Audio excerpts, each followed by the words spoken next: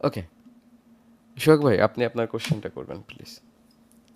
আচ্ছা ভাইয়া, যখন আমরা সোশ্যাল মিডিয়ার জন্য 30 দিনের অথবা এক মাসে যে একটা পোস্ট ক্রিয়েট করে রাখি, ক্যালেন্ডার, সেটা প্রফেশনালি অর্থাৎ ক্লায়েন্টকে আমাদের প্রত্যেকটা পোস্টে ধীরে ধীরে হুক করার মতো কিভাবে সাজাতে হয়, এই সম্পর্কে একটু ধারণা দিলে অনেক ভালো হতো।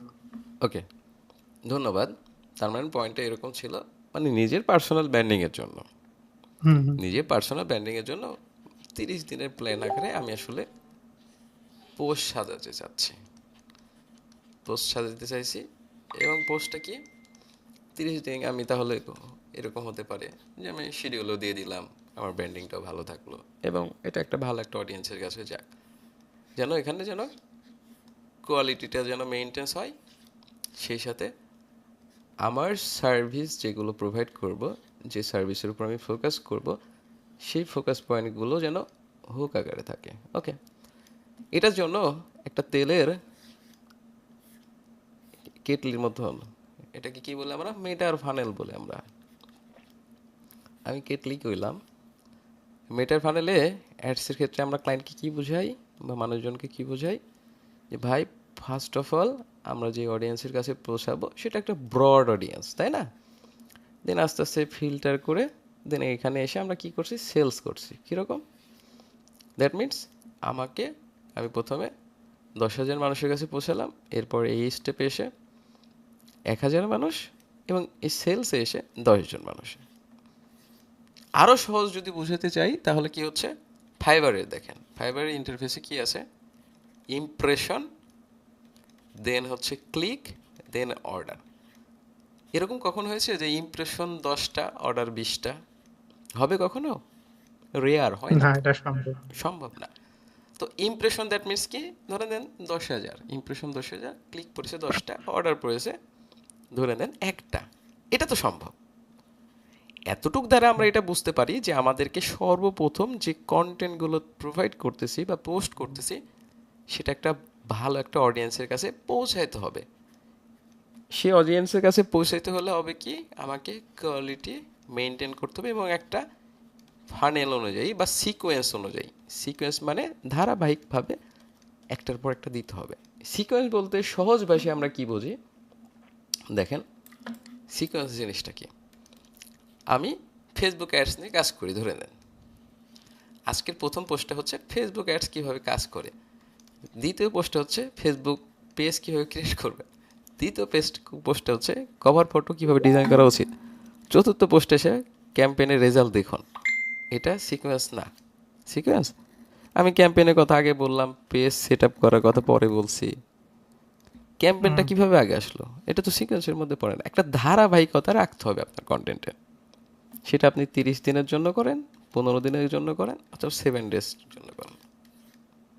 তো 30 দিনের জন্য যদি করি আমরা, সর্বপ্রথম আমাকে কি করতে হবে, আমার সার্ভিস যেটার উপর আমি ফোকাস দিতে চাচ্ছি, যেটার উপর আমি ফোকাস দিতে চাচ্ছি সেটাকে আমাকে টার্গেট করতে হবে। এখন ধরে নেন আপনার সার্ভিসটা হচ্ছে ইউটিউব এসিও, ইউটিউব এসিও, আপনি ইউটিউব এসিওর উপর 30 দিনের কন্টেন্ট দিতে চাচ্ছেন। ওকে, সর্বপ্রথম ফার্স্ট টাস্ক হচ্ছে এই 30 দিনের কন্টেন্ট না লিখে 30 দিনের জন্য আগে টাইটেল মেক করেন। কি বললাম, টাইটেল এক সাইডে রাখলাম, টাইটেল মেক করেন 30 দিনের টাইটেল। তাহলে 30 দিনের টাইটেল কি হচ্ছে, ইউটিউব এসইও কি, হোয়াট ইজ ইউটিউব এসইও। ওকে, তারপরে ইউটিউব এসইও কীভাবে কাজ করে, এবং লাস্টের দিন আছে ইউটিউব এসইও রেজাল্ট, মানে আপনি হচ্ছে যে রেজাল্টগুলো প্রোভাইড করছেন। দ্যাট মিনস প্রথম 7 দিন আপনি রাখতেছেন অ্যাওয়ারনেস, মানুষের কাছে অ্যাওয়ার হওয়ার জন্য, যে আপনি আসলে ইউটিউব এসইও নিয়ে কথা বলছেন, ইউটিউব এসইও জিনিসটা কি এবং ইউটিউব এসইও কীভাবে কাজ করে সেটা বোঝাচ্ছেন। নট এখানে কোনো সেলস টাইপের কোনো কথা রাখছেন। সেলস বলতে কোনটা বোঝাচ্ছি, আপনার সার্ভিস সেলের কথা বলতেছি, যদি এটা 30 দিনের প্ল্যান হয়ে থাকে। ওকে, তাহলে প্রথম 30 দিনের 7 দিন আমরা অ্যাওয়ারনেস, মানুষকে অ্যাওয়ার করার জন্য। এই ইউটিউব নিয়ে যখন কথা বলছি, ইউটিউবটা কার নাই বা ইউটিউব সম্পর্কে কে জানে না, সবাই জানে। আপনি ইউটিউব এসেও সার্ভিস দেন, সমস্যা নাই, বাট ইউটিউবটা কার নাই বলেন, বা ইউটিউব সম্পর্কে জানে না কে বলেন। যখন আপনি ইউটিউব নিয়ে কথা বলবেন, এই অডিয়েন্সটা কিন্তু আপনি ব্রড একটা অডিয়েন্স পাচ্ছেন। ব্রড অডিয়েন্স পাচ্ছেন না? ইউটিউবে সবাই ভিডিও দেখে ভাই, ইউটিউবটা সবাই ভিডিও দেখে, তাহলে একটা ব্রড অডিয়েন্স না, আমাকে তাহলে এই ব্রড অডিয়েন্স নির্ভর পোস্ট লিখতে হবে। তাহলে কি আমরা একটা ভালো একটা অডিয়েন্সের কাছে পৌঁছাতে পারবো। দেখবেন যে ফেসবুক পেজে বা প্রোফাইলে আপনি যখন একটা পোস্ট করেন, কয়জন ফলোয়ার্সের কাছে যাচ্ছেন, কয়জন নন ফলোয়ার্সের কাছে যাচ্ছেন, ওটা ইনসাইটে দেখা যায়। আপনাকে নন ফলোয়ার্সের কাছে পৌঁছতে হবে।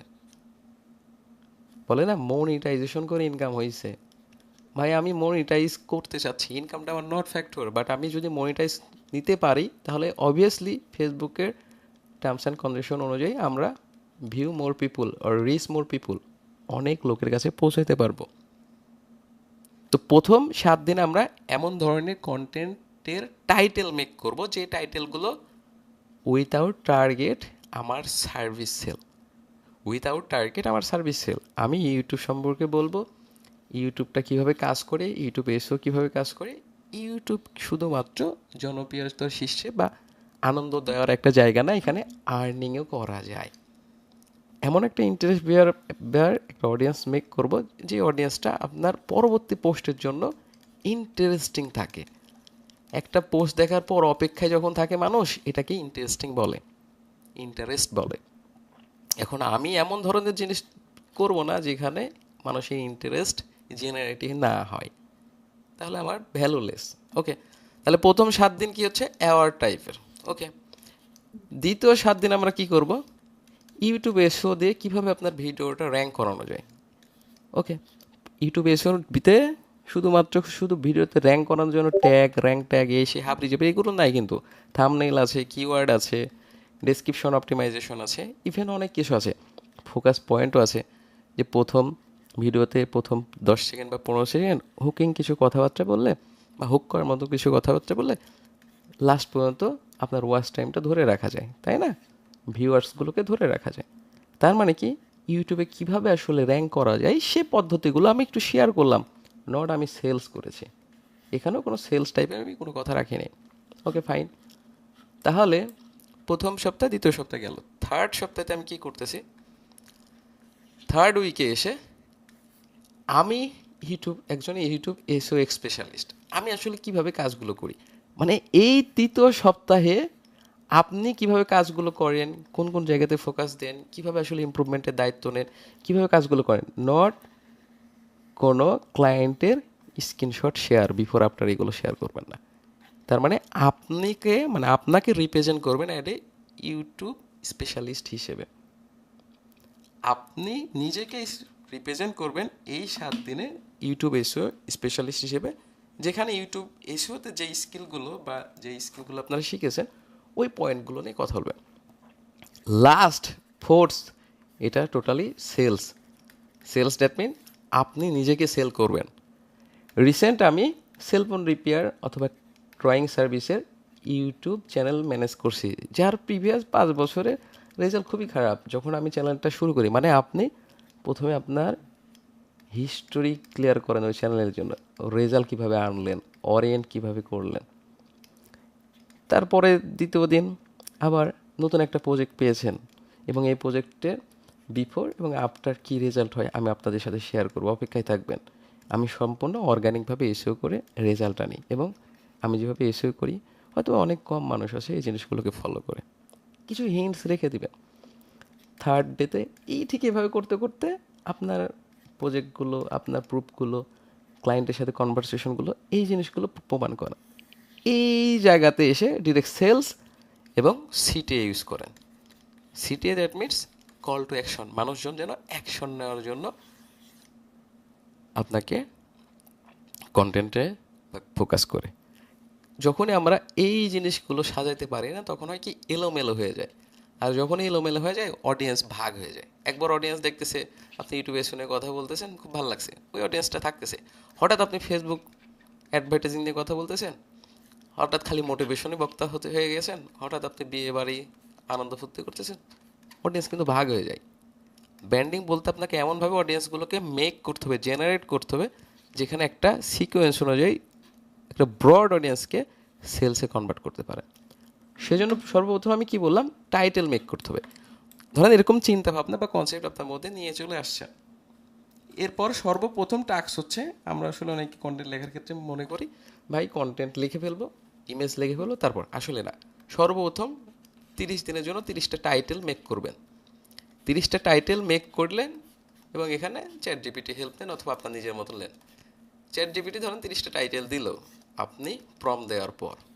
এই টাইটেলগুলো আবার রিরাইট করেন আপনার মতন করে, যে আমি তো এটা নিয়ে তো কথা বলবো না, আমি এটা নিয়ে কথা বলবো, এইভাবে করে সাজান, কোনটা আগে পরে হবে হয়ে সাজান। টাইটেল মেক করার পরে সেকেন্ড কাজ হচ্ছে আপনি সুন্দর করে ইমেজ মেক করেন আগে। কারণ কি, টাইটেলের উপর ডিপেন্ড করে ইমেজটা তৈরি করতে হয়। সো টাইটেল যখন রেডি হয়ে যাবে, ইমেজটা যখন রেডি হয়ে যাবে, এরপর আপনার কি কথা রাখতে চাচ্ছেন অথবা চ্যাট জিপিটি থেকে নিতে চাচ্ছেন, এটা কিন্তু খুব সহজেই আপনি প্রপার একটা প্রম্পট দিলে পেয়ে যাবেন। টাইটেল রেডি, টাইটেলের পরে ইমেজটা রেডি থাকলে দেন আপনি শিডিউল করে দেন। এটা হচ্ছে সহজ পদ্ধতি পার্সোনাল ব্র্যান্ডিংয়ের জন্য এবং সিকোয়েন্স ধরে রাখার জন্য। ক্লিয়ার হতে পেরেছেন? জি ভাইয়া, এটা অনেক ভালো লাগলো জেনে। মানে আমার প্রথমে